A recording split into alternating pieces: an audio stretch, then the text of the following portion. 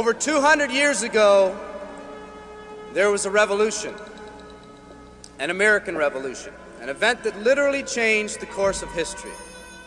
It was led by a group of unsatisfied people. People who were tired of being told what they could do and when they could do it. People were fed up with their lack of choices and their lack of personal freedoms. People fed up with their lives being controlled by others. Fed up with being oppressed, fed up with being manipulated. They finally said, enough, I've had it, and I'm not going to live like this anymore.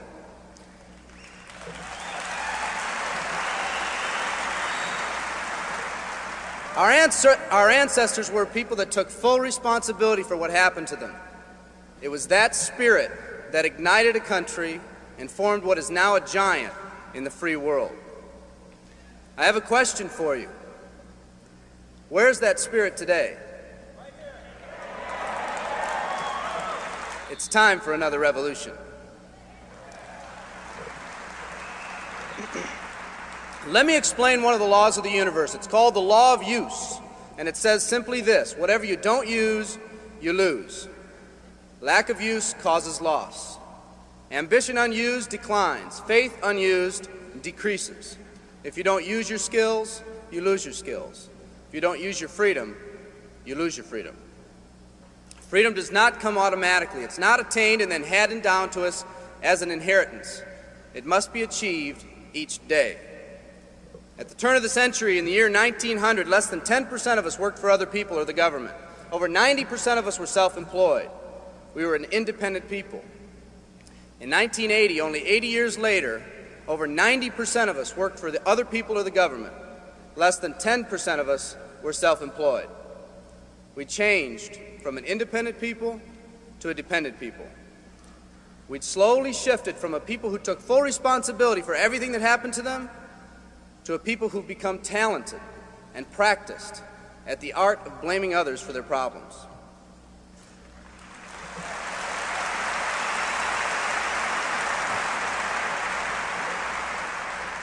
Our giant has fallen asleep. Our forefathers didn't say, who's going to take care of me? They simply said, all I ask is the opportunity to be free and the ability to take care of myself and my family. Today, we elect officials who will, quote unquote, take care of us. We cry out against anyone who dares to ask us to provide more value in the workplace. We do everything we can to spread around the suffering in our society, and yet no one is willing to step up and be part of the solution. We've slowly changed from a society that compensates based on value to a society that compensates based on entitlement and seniority. What we've come to believe is our due. We act as if someone actually owes us a living. Part of this change is due to the dramatic rise of conformity in our society. We're all taught to conform. Incredible pressures are put on us every day to do things, quote unquote, the right way. And yet no one asks the question, is this really the right way? A man once said, I'm just a collection of mirrors reflecting what everyone expects of me. We live our lives to please those around us, and the scary thing is, the people around us are doing exactly the same thing. Psychologist Rollo May calls us outer-directed people. We don't act, we only react. We seek not to be outstanding, but to fit in. We're able to respond, but not to choose. Perhaps that's why a wise man once said, the mass of men lead lives of quiet desperation. In order to change, we need to become inner-directed people. People with our own purpose. People who are not easily swayed by the opinions of others. And that's difficult because from a very early age we look to the opinions of others to orient ourselves and to validate our decisions and our actions. Nietzsche said, we need more strong people in this world because the weak, by their sheer mass, are forcing weak ideals and weak values on us all.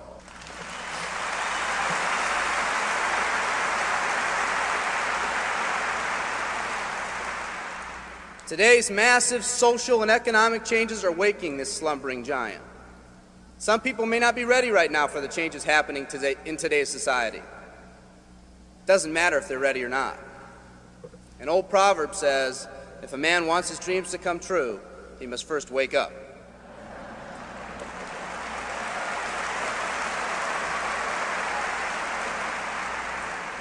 I, for one, am glad for the radical changes in our society because I believe that within that crisis, we will find that independent spirit that once pioneered this country.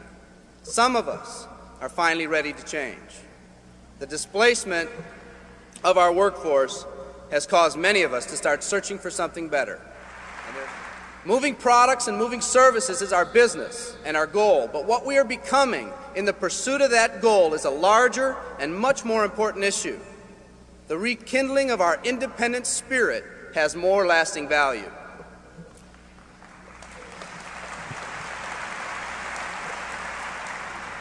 There's no more noble a business than the business that encourages the development of people. Every living organism has one and only one central need in life: to fulfill its own potentialities. The acorn becomes an oak, the puppy becomes a dog, and that's all that's required of the oak and the dog. But the human being's task in fulfilling his or her nature is much more difficult. The reason is, unlike any other living creature on this planet, you've been given the dignity of choice. You'll not grow like a tree. You'll grow only as you plan and choose to grow. When a person chooses to live, two things happen. First, assuming responsibility for themselves takes on a whole new meaning. They accept responsibility not as something they've been saddled with, but as something they themselves have chosen. The second thing that happens is that discipline from the outside is replaced by self-discipline. They accept discipline not because it's commanded, because they themselves have chosen what they want to do with their lives. Just like when the disenfranchised men and women over 200 years ago got fed up and said, "I'm not going to live like this one more day," there's another revolution coming. It's coming not just from Americans, but from people all over the world.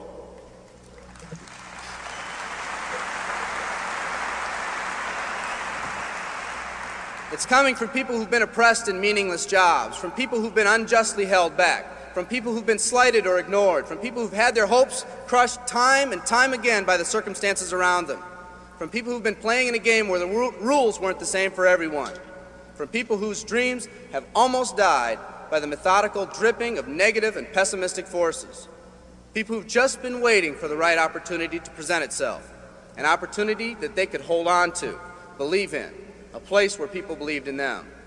I hear the rumbling of this coming revolution every day. The old rules are changing, and society is finally ready for that change. Will people try to persuade you not to rise up? Yes, they will, and sometimes with the best of intentions. But we must fight anyone or anything that tries to influence us against our freedom. And they'll try. Believe me, they'll try.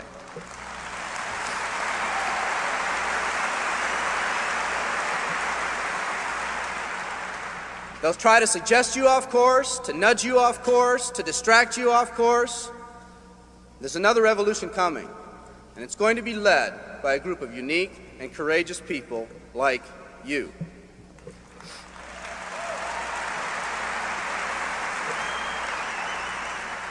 People who've had it with the way things are. People who've picked out their mountain in life and said, "I'm going to the top."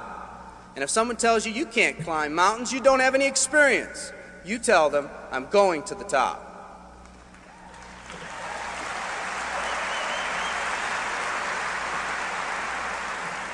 And if your neighbor tells you, "Come on, choose another mountain, that one's too rocky," what are you going to tell them? And if someone tells you, "Let's go over here where it's not so steep," what are you going to tell them? And if someone says network marketing, what are you going to tell them? And if your friend tells you, "Come on, let's climb this one, that one's too slippery," what are you going to tell them? If anyone tells you you can't go up, it's too rocky, too steep, too slippery, you say, "Listen here, I'm going up. You're either going to see me waving from the top or dead on the side. I'm not coming back."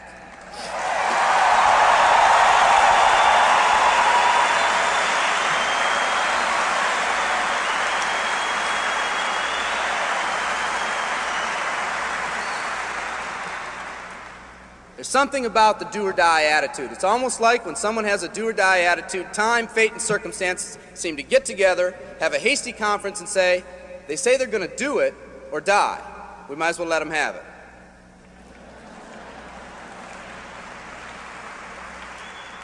The people in this arena are special. You're special because you've already rekindled that independent spirit. You've already said that you're not going to conform to negative pressures around you. You've all said enough, I've had it, and I'm not living like this anymore. You are the people who want to set big goals and aspirations for yourselves and your families. People who want to live in a country where families are brought together again instead of being torn apart. People who want a country where once again owning your own business and controlling your own destiny is commonplace.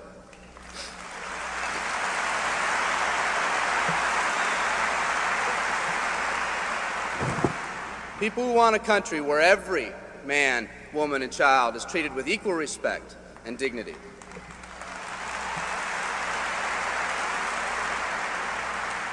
People who will pay any price so their families will not live with the legacy of maxed out credit cards and unfulfilled promises.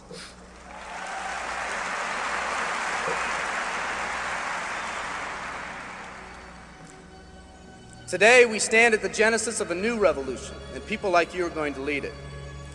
Theodore Roosevelt said these words decades ago, and I think they're particularly appropriate today.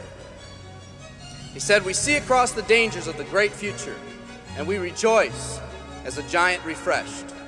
The great victories are yet to be won, the greatest deeds yet to be done.